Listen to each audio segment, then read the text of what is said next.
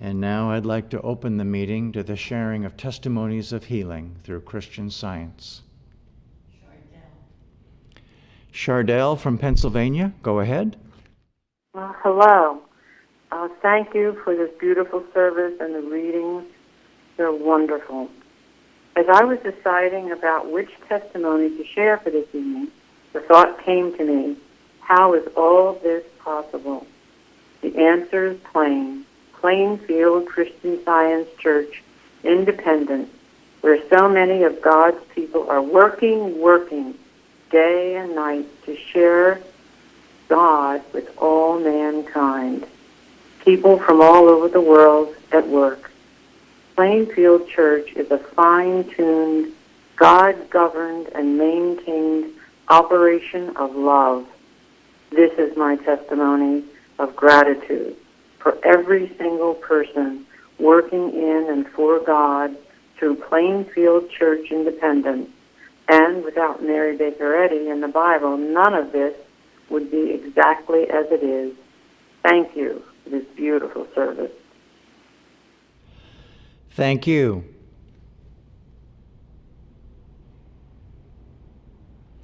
Jeremy. In Bicknell Young's book, 1937 College, he states, quote, "It has been said that the average Christian Scientist is not doing his daily protective work as it should be done, especially the men. To fail to protect yourself is one of the most flagrant errors you could name. Do your daily protective work because it is very important," unquote. I'm very grateful tonight for all the study materials we have here, because as that statement points to, Christian Science is very practical. I've found that not only is what I am learning at this church helping me to generally be happier and more fulfilled, is making me better at other things like note-taking and cooking and being able to talk to people. This idea of daily protective work, however, is something that initially seemed both a good idea and also something I would never do. Before coming to Plainfield, I did a horrible job protecting myself. In fact, I can honestly say that no one on earth did more hateful things to me than I did. But that was before Christian Science, and before I had this understanding of my wonderful God-given life and purpose. Because of this, I see that I need to protect myself daily, because God and this church have use of me daily. What good is a crescent wrench that is too rusty to adjust? The same must be true of me. What good am I to God if I am unready to work when needed? In this week's lesson from Science and Health on page 248, Mrs. Eddy wrote, quote, "We must form perfect models in thought and look at them continually, or we shall never carve them out in grand and noble lives," unquote. So, for many months, I've been stockpiling useful quotes and notes. And then, if I am feeling I am getting off track, I have these breadcrumbs to lead me back again. Many times it's been very useful, kind of like getting a map out when you're lost. These perfect models in thought are helping me to get closer to the ideal of obedience that Mrs. Eddy outlined in miscellaneous writings. Quote, "Never absent from your post, never off guard, never ill-humored, never unready for work," unquote. Truthfully, this is all I want, and even more truthfully, it's the only thing I have to offer. Salt needs to be salty, fig trees need to make figs, and we workers need to work. I'm so grateful that God brought me here to this wonderful church, and for each moment of teaching and practitioner support and all that is helping me to carve out that grand and noble life that God in His goodness created for me. What an amazing blessing. Thank you. Thank you. Jim from Arizona, go ahead. Good evening. Recently, Kathy, who helps me, was not able to be here because she was going to a memorial service for a dear friend from since childhood. She arranged to have one that had helped me before come by. While chatting, this lady mentioned that it was becoming more and more difficult for her to perform her regular tasks, and mentioned a number of possible choices available to her. I sensed that she was seeking advice, but I didn't know what to say. She is a Christian, but not a Christian Scientist. I was inspired to quote the statement Mrs. Eddy suggested as one of the possible statements for the walls of Christian Science churches. Page 494 in our text. Divine love always has met and always will meet every human need. I mentioned that the phrase divine love referred to God. I made sure she was able to quote the statement before she left. It reminded her to think of it often during the day. She was comforted. Oh, she does have a copy of Science and Health. I am most grateful for this opportunity. Thank you. Thank you. Linda from Pennsylvania, go ahead.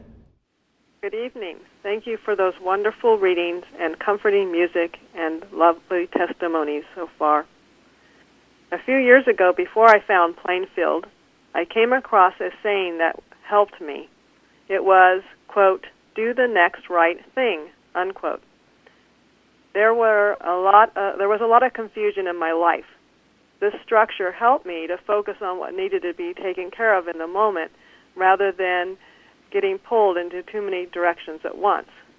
At times, this was as simple as eating, resting, and getting dressed, and other times for bigger demands. Yet this never really was enough because it was without God in the center. It was easy to be blown about by every wind. What I was missing was a correct understanding of God. These difficulties and searching for answers brought me to this church. Since coming to Plainfield, I am being taught the same discipline of step-by-step living, but its basis is on the correct teaching of Mary Baker Eddy's Science of Christianity. It is getting self out of the way and putting God first in everything. Before, I was operating completely by human willpower and a weak concept of God.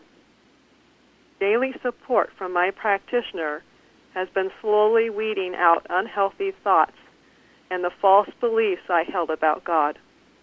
She is replacing them with fresh inspiration and clearness by turning me to the Bible and Science and Health. As I put God first, practice His precepts, and let go of human will, I am beginning to feel His presence and power. This is bringing a true sense of order, peace, and purpose into my life. It is allowing for a deeper self-awareness, and I'm losing the drive to tackle everything at once. I now have more time to spend with God and to work for Him. I don't have to be constantly thinking about how, what, where, why. I am learning the importance of how to pace myself with God and trust His care. I remind myself daily that every moment belongs to God. I am very grateful for our way-shower Christ Jesus, the sacrifices Mary Baker Eddy made so that we could have this science, and all of those who have followed this so it can be passed down to us. I'm so grateful for everything that I have gotten from Plainfield and how they share so freely. It is such a blessing for the world. Thank you and have a good evening. Thank you. Gary. One of the many things I am so grateful for from studying and practicing Christian Science is to be able to deal with change in a positive and constructive way.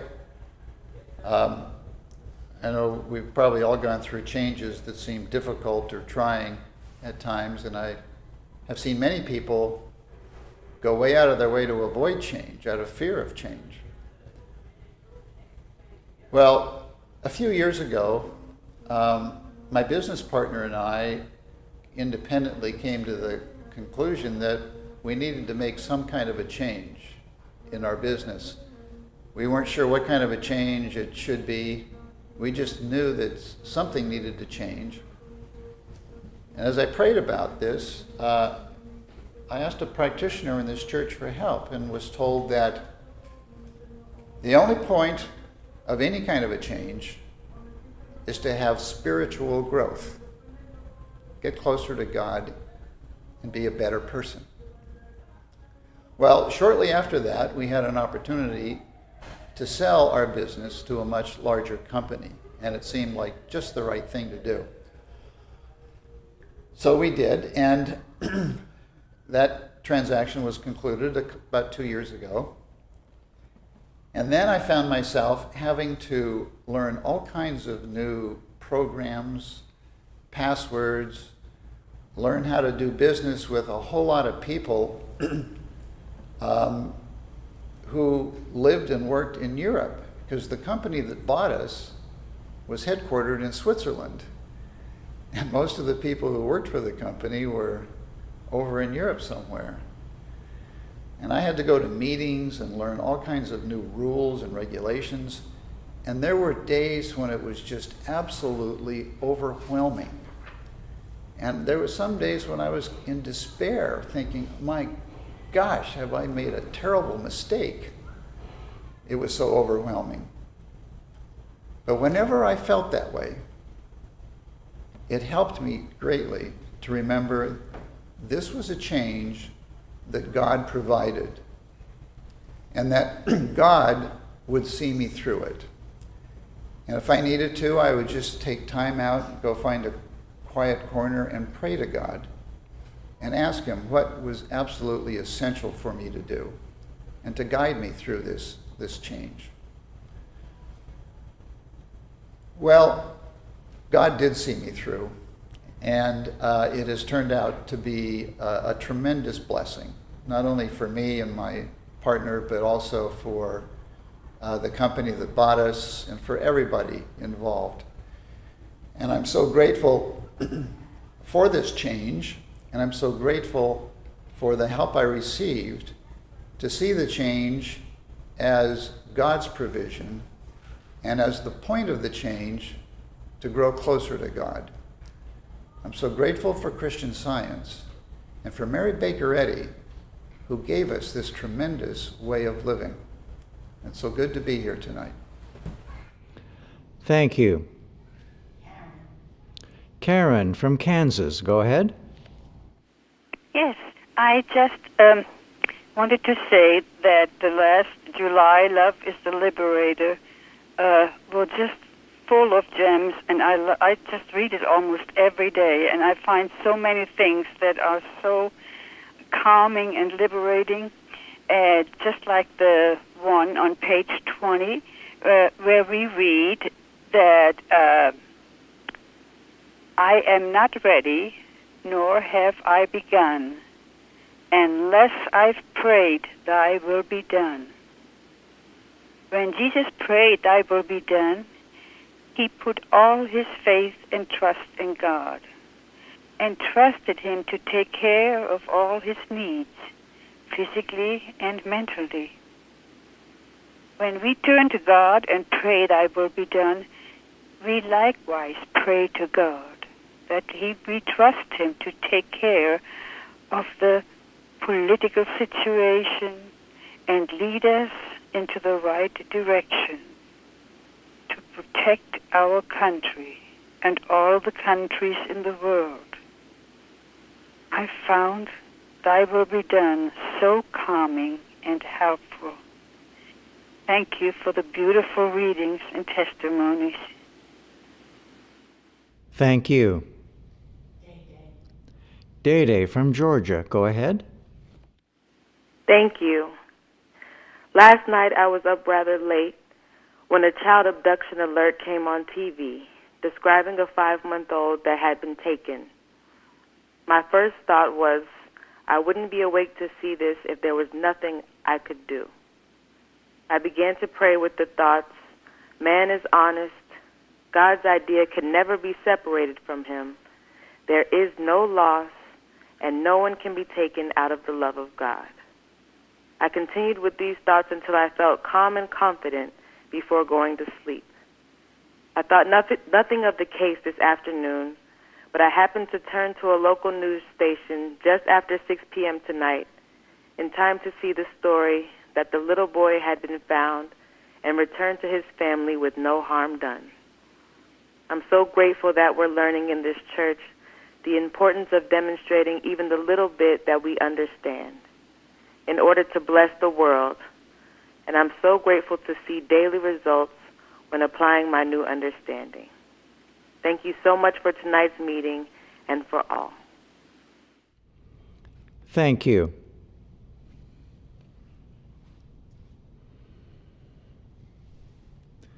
This is Bruce. I had a blessing recently, and I'm confident that it all came from God, and I'd like to share it tonight.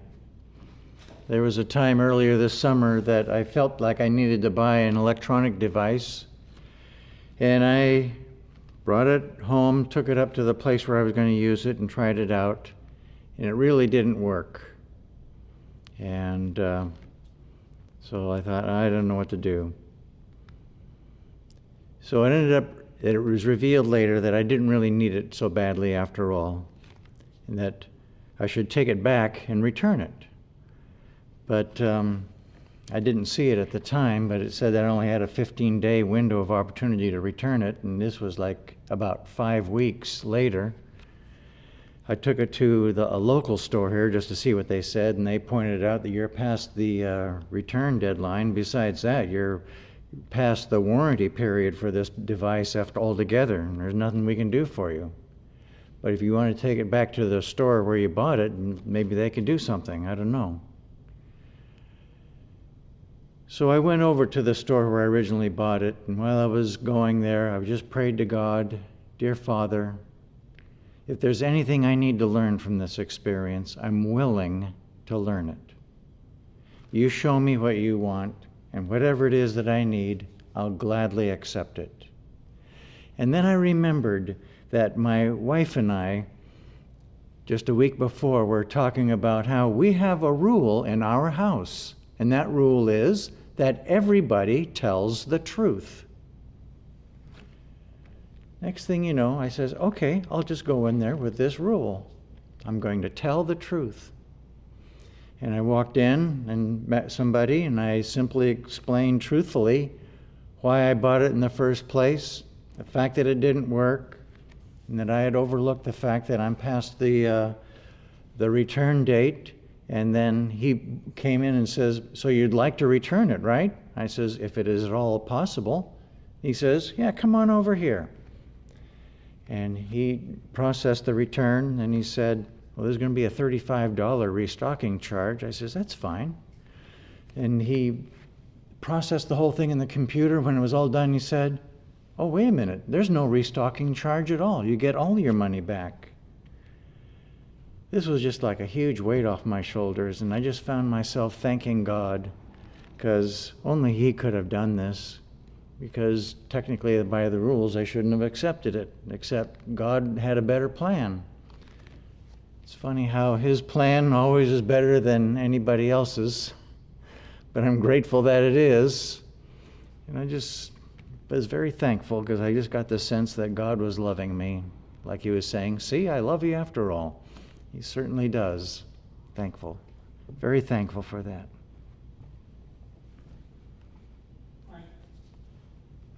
Mike from New York, go ahead. I am so grateful to be able to learn so many wonderful things that are so useful here at Plainfield. I'd been using the term God bless you when I would be looking at people and wanting to go to my old thoughts of what's going on here or whatever, material thoughts, and lift me out of the material to the spiritual. 2 days ago, a neighbor stopped, and we started talking, and it turned out that there was a lot of family issues going on, and she was quite beside herself about the whole situation. And I said, well, what I've been learning and what's really been working for me is to just think about these, every time I think about this person or situation, is to say, God bless you. And we talked some more and went about our business. Just before tonight's testimony meeting, I got a call from this neighbor, and she was so grateful because every time this person came to mind and the situation came to mind, she would just say, "God bless." And she said it about 1,000,000 times. I said, "Well, you're a quicker learner than I am." And the best part is that she said there's been some movement in the situation and some positive things look like they're going to be happening. I said, it is such a wonderful God that we have. I am so grateful to God that He is so wonderful and meets all of our needs. I'm so grateful to Plainfield, so grateful to God, Mary Baker, Eddie, and Christ Jesus for all their wonderful teachings and how useful they are in all our everyday living. Thank you.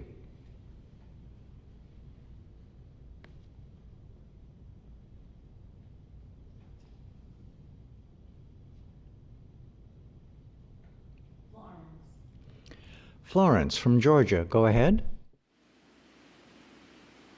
Thank you. I thank God for the concept of our new birth, which I've learned of through Christian Science and, of course, the teachings at Plainfield. This is a continuous unfolding of who we really are as God's children, His spiritual perfect children. I have come to the realization that this truth is a law.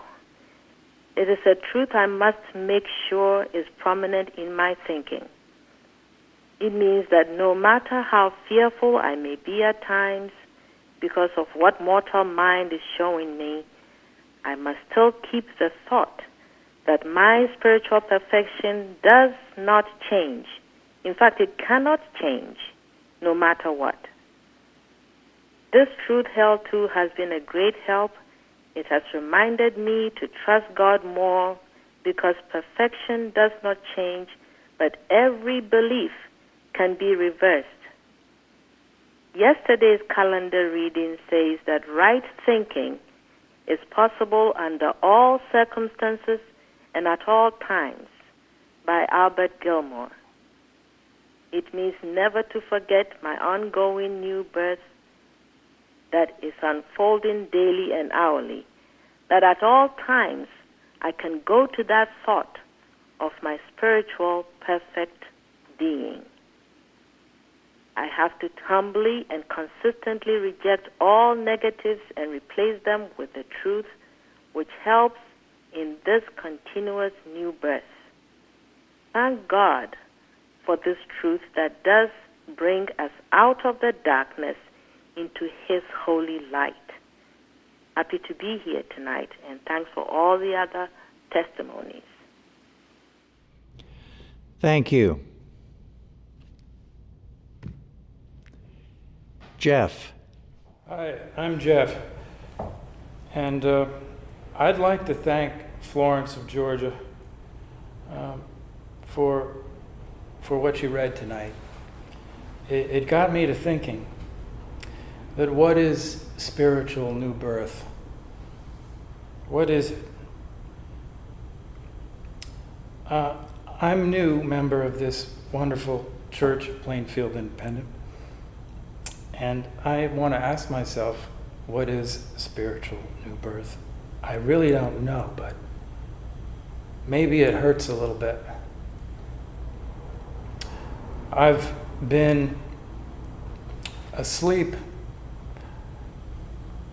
most of my life, I can see, in retrospect, although I don't look back as much. I've been learning that. I've been a victim of chasing after personal sense, and that sure hurt me. Then I came here to Plainfield Church Independent and committed my thoughts to God that He might establish the work of my hands and all the other things in my life. And I'm here to say tonight that I'm waking up from a dream of matter, also mentioned in Florence's readings. I have to repeat that, I'm waking up. And like Florence said, I've enjoyed moments of surrender, moments of trust, moments of self-denial. That's a tough one. I think it means self-abnegation, but I've enjoyed moments of that. And moments of hope and moments of love. It's actually becoming a lot easier to love God and God alone. Thanks to Plainfield Independent Church and my working with people here and practitioner and whatnot. And I can actually say that it's easier to love my neighbor too. In conclusion, my responsibility today is not to serve my own self-will, but instead I trust that thy will be done is the way to go. That's my responsibility. Or what I heard someone say in Christian Science Church, my response to God's ability. My responsibility is my response to God's ability. So that's my spiritual birth. That's what I take it to mean. Thanks for listening. Thank you. Bakersfield, California. Someone just called in from Bakersfield, California. Can you please announce yourself and then go ahead with your testimony?